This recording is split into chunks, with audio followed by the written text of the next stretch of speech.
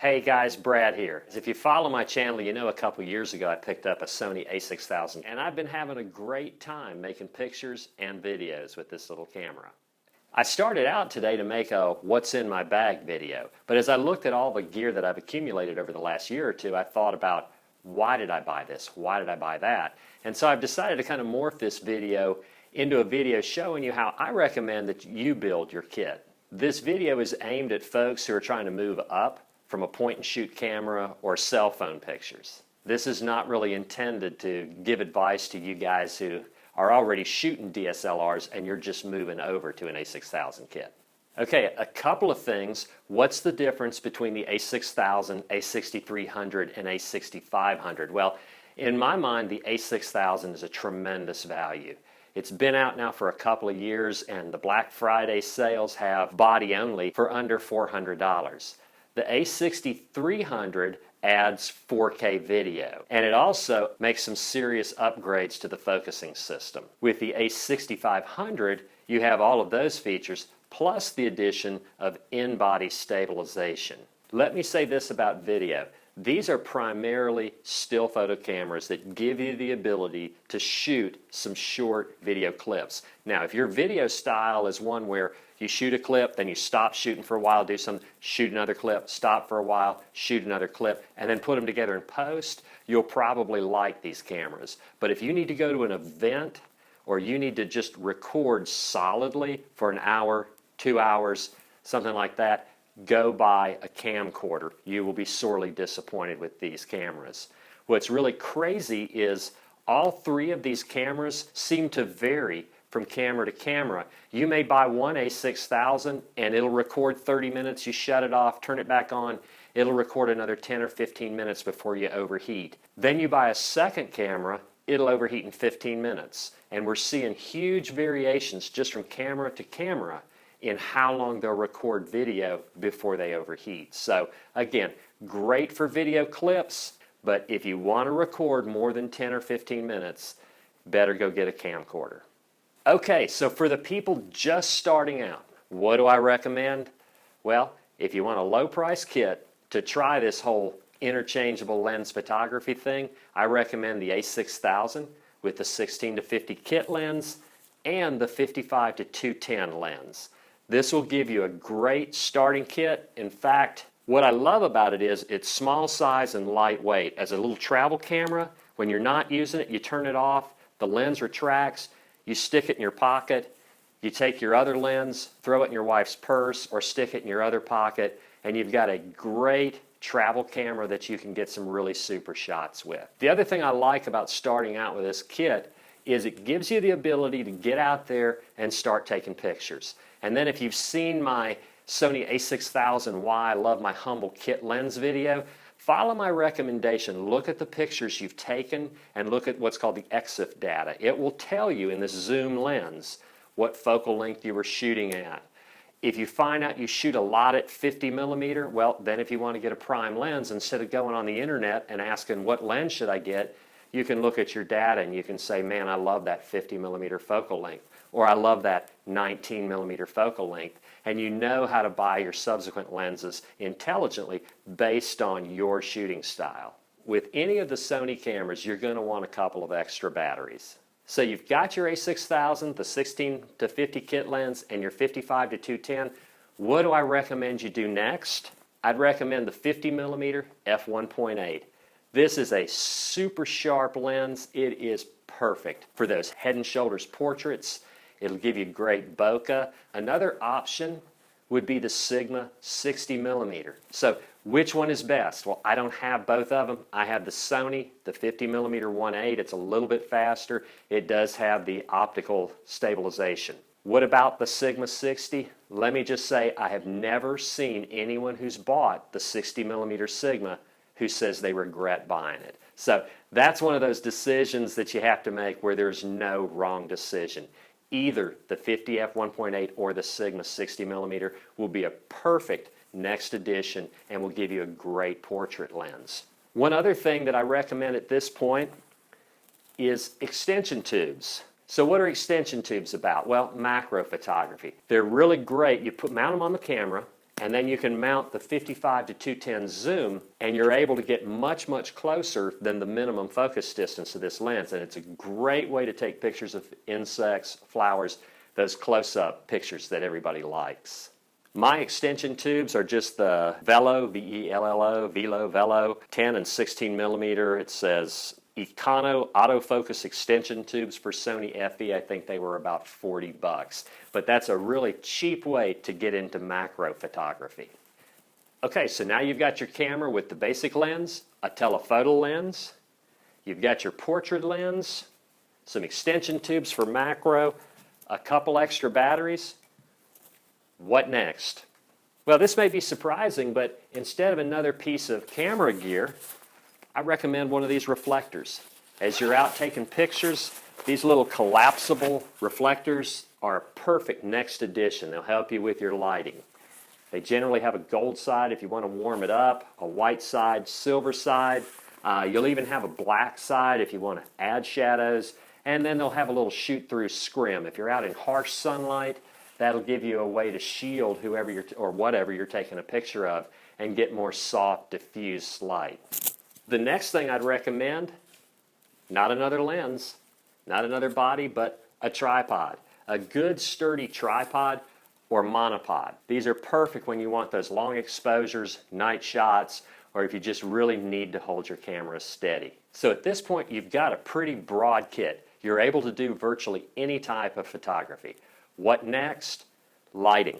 I recommend a couple of flashes. I'm old school with flash. Back in the 70s in my film days, I had a little Vivitar 283 flash. When I got back into photography here a couple years ago with the digital cameras, I found this little 285 HV Vivitar flash. It's what's called a thyristor flash, and what that means is you set your ISO and the flash gives you 4 colors to choose from, and it gives you a range. It says set your camera at this f-stop and you'll be able to take pictures this far away. Set it at this f-stop and you'll be able to take pictures up to this far away. So it gives you a choice of f-stop and shooting distances. The little flash also gives you some manual settings as far as manual power. I did a video on how to build this cheesy looking little cardboard and foil reflector, but a flash like this with a flash modifier, a little reflector, you're able to just mount it on the camera and you're able to get some really great shots without the harsh flash shadows. The other thing about having a flash like this is if you have the telephoto lens or some of the other accessory lenses mounted on the camera and you're trying to use the little pop-up flash, the lens will actually get in the way of the flash and you're going to have a black band across the bottom half of your photo, even if you're shooting below the 160th sync speed. So a flash like this will give you more flash, more controllable flash, and softer shadows. Your next step in flash would be off-camera flash. There's a great website called strobus.com that has free tutorials on how to get into off-camera flash. I'm using the Yongnuo YN560s. They give you a little trigger. You mount that onto the camera, and then the trigger will control multiple flashes, up to 3 per screen, and you're able to set different flash powers. This is great when you want to move into doing some studio work or real estate photography, that type of thing. You're able to get the flashes off of your camera and really start controlling that flash. At this point, in my opinion, your next step is not another piece of gear. When I was shooting film cameras, when you got to this point where you had your basic camera, lenses, lighting equipment, your next step to really improve your photography was to learn how to process your own pictures, to have your own darkroom. Well, today, instead of having to slog around in the basement darkroom in the middle of the night with chemicals under safe lights, we now do that all on our computer. So at this point, I recommend that you get that digital darkroom, that you move into Lightroom or Photoshop. The online subscription is about $10 a month. There are just unbelievable resources at no cost online. Anthony Mordelli with Lightroom, Serge Ramilly is another one. There's lynda.com for Photoshop. Aaron Nace at Flern.com is a fabulous resource. And Adobe has a number of great tutorials to show you how to use Lightroom and Photoshop to really bring out the details, and to make your photographs look exactly how you saw the scene or exactly how you envisioned them. Let's talk just a minute about specialty lenses. One great combination is one of the A6000, 6300, 6500 series bodies, and then either the 18-105 G lens or the 16-70 Zeiss. Which one? Well, I own the 18-105. Anybody who owns the 16-70 Zeiss will say, oh, that's the superior lens. You've got to have a Zeiss. You get better color. You get better contrast, you know, blah, blah, blah. Anybody who owns the 18-105 says this lens is spectacular. Save your money. You can buy this lens and the 50mm lens for about what you would pay for the Zeiss lens. So again, it's one of those great dilemmas you have in photography where whichever one you buy, that's the one to buy. They're both great lenses. You can't go wrong with either one of them. This 18-105 is the lens that I use almost all of the time in my studio. When I'm working in the studio, I'm not trying to blur the background. I have either a white background, my gray walls, black background, cloth background. So I'm generally shooting between f7.1 and f13 in the studio.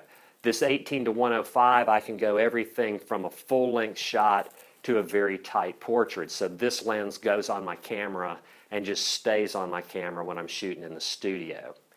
Also, car shows. I've gone to a couple of car shows and I brought my backpack with all of my gear.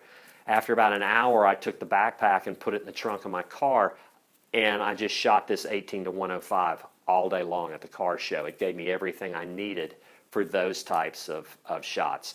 So why not just buy the body with the 18-105? Well, this lens is enough bigger and heavier.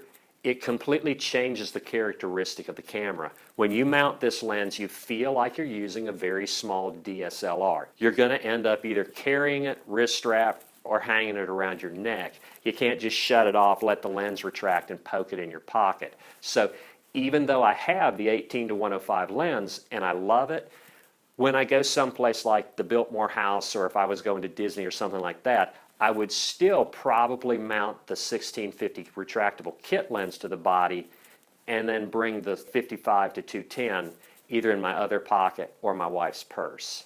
One other super nice little lens that I have is this 30mm macro.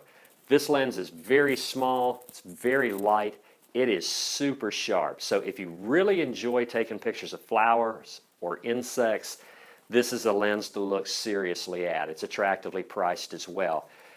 Literally with this lens, one of the advantages is you can get this lens almost touching your subject, literally within an inch or two of your subject. So that's an advantage, but it can also be a disadvantage in that a lot of times you get that close to your subject and the camera lens or your head looking through the camera will shade your subject and it changes the lighting. Sometimes this lens is too close. Macro is one of those things you kind of have to play with yourself and you sort of develop a shooting style. Sony has just announced a new 50mm macro. The initial reviews are that it's a super sharp lens, a really great lens for macro. That's a lens to look at. And even though it's pricey, the FE 90mm macro is a superb lens. One of the sharpest lenses that you can buy. It's a great macro lens, and it also is a super lens to have as a portrait lens. So if you're into macro work, you kind of have to do your own research to see whether you want to just stay with the extension tubes, whether the 30 is for you, the 50, or the 90. Here's another great lens. This is a manual lens. It's made by Rokinon. It's an 85mm f1.4. A lot of people online refer to this lens as the poor man's Batis. At f1.4, it will give you significant blur on your background. You do have to manual focus it, but with Sony's focus peaking feature and with their focus magnifying feature, manually focusing these lenses is pretty easy. You will work slower, so you may love it if you're shooting adults, but maybe not so much if you're shooting kids. This lens is very inexpensive, it has great build quality and really, really good optics. An 85 on a crop sensor camera is a little bit long in a small space like this little studio of mine. It works great outdoors and it's great for a tight head and shoulder shot in a small studio like this. If extremely sharp photos and bokeh are your thing, it's hard to beat this 135mm Rokinon. This is an f2 lens. It's big, it's heavy. It's about $550, $600 new, so it's not an inexpensive lens, but compared to an 85G Master or the 85 Batis, it's a real bargain. I will say this, on a crop sensor camera, unless I want a very tight shot of just the face, you really can't use it in the studio, or at least not in my studio, not on an APS-C body. If you're outdoors with this lens, it is unbelievable. You can absolutely obliviate your background. Now, it's nice to have your camera on a tripod or a monopod because any little bit of shake will be magnified at this focal length. And if these little Rokinon lenses appeal to you, this would be a good case for spending the extra money to get the A6500. The A6500 has IBIS, the in-body image stabilization. So with that camera, these manual lenses are all of a sudden stabilized lenses. You can shoot them on the A6000 or the A6300. You just have to really be careful to make sure you're holding the camera steady and that you're shooting high enough shutter speeds. Another great lens that I have in my kit is this little Rokinon 12mm. This is a little f2 ultra wide angle lens. This is an APS-C lens, and I use it for my real estate photography. Interestingly, this is the little lens that's actually earned me some money. It's absolutely perfect for doing house interiors, landscapes, and I also understand that there's a lot of guys who are doing astrophotography with this lens as well. Finally, another very popular focal length is the 35mm or the 30mm focal length. Sony has an absolutely splendid 35mm f1.8 lens. It has the built-in image stabilization. It's very sharp. A lot of people love this lens because with the crop factor, it becomes the normal lens, or it gives you the perspective that you have when you're just looking around a scene with your eyes. This is another lens where the Sony 1.8 or the Sigma 2.8, which one? Either one, whichever one you like. Again, I've never heard anyone who bought the Sigma 30mm 2.8 say they regretted buying it. And now Sigma has another 30mm lens, the f1.4. In fact, that lens is currently mounted on my A5100, and that's the lens I'm using to shoot this video. There's a number of guys on the internet and in Flickr that I follow that use this focal length, and they do beautiful work with it. I bought it to try to force myself to learn how to shoot this focal length. I'll confess, this fabulous lens spends most of its time rattling around in my camera bag.